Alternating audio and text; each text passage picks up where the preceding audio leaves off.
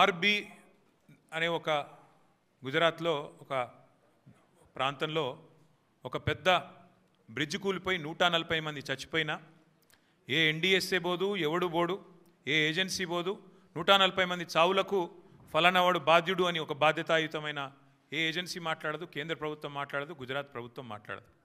బీహార్లో 4 రోజులకు ఒకసారి ఒక్కొక్క బ్రిడ్జ్ కూలుతున్నా అడిగే నాతుడు లేడు. అదే తెలంగాణలో ఇక్కడ కాంగ్రెస్ ప్రభుత్వం ఉన్నప్పటికీ సుంకిశాల రిటైనింగ్ వాల్ కూలిపోయి 100 కోట్లు నష్టమైన ఎన్డీఎస్ఏ రాదు, ఎవడు రాడు.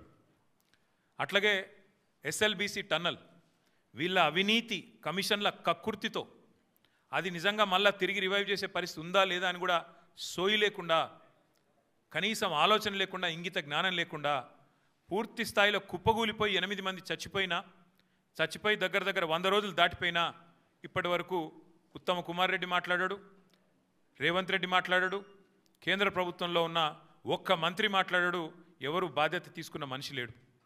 అట్లాగే వట్టెం పంప్ హౌస్ మునిగిపోయిన ఈ కాంగ్రెస్ ప్రభుత్వం వచ్చిన తర్వాత దాని గురించి మాట్లాడేటోడు లేడు.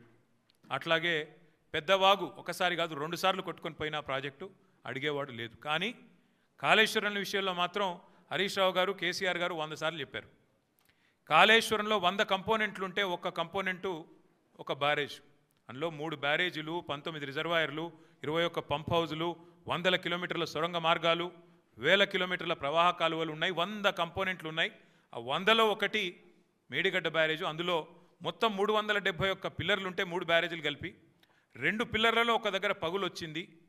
దాన్ని పట్టుకొని దున్నపోతు ఈనింది అని కాంగ్రెస్ వాడంటే దుడ్డెను కట్టేయమని బీజేపీ వాడు 2 రోజుల్లో ఎన్డీఎస్ఏ రిపోర్ట్ అని వడ్డించి ఎన్డీఏ రిపోర్ట్ బీజేపీ ఆఫీస్లో తయారు చేసి ప్రజల్ని భ్రమింపజేసే ప్రయత్నం చేసినారు. దానికి తిరుగులేని విధంగా ఎల్ఎన్టీ అనే సంస్థ ఏ సంస్థనైతే పార్లమెంట్ భవనం కట్టిందో, ఏ సంస్థనైతే కాంగ్రెస్ పార్టీ కేంద్ర కార్యాలయం కట్టిందో ఆ సంస్థ మొన్ననే స్పష్టంగా చెప్పింది, ఈ నివేదికను మేము తిరస్కరిస్తున్నాం, ఎన్డీఎస్ఏ రిపోర్టు ఇది చెత్తబుట్టలో పడేయడానికి తప్ప ఎందుకు పనికిరాని రిపోర్ట్ అని చెప్పినారు.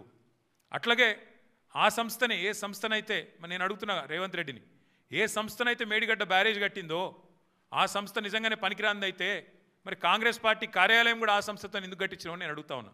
కాంగ్రెస్ పార్టీ కార్యాలయం కూడా తెలంగాణకి వెళ్ళిపోయిన మూటలతోనే కట్టిరు, మీరు అందరికి తెలుసు అది. అందుకే మేము అనేది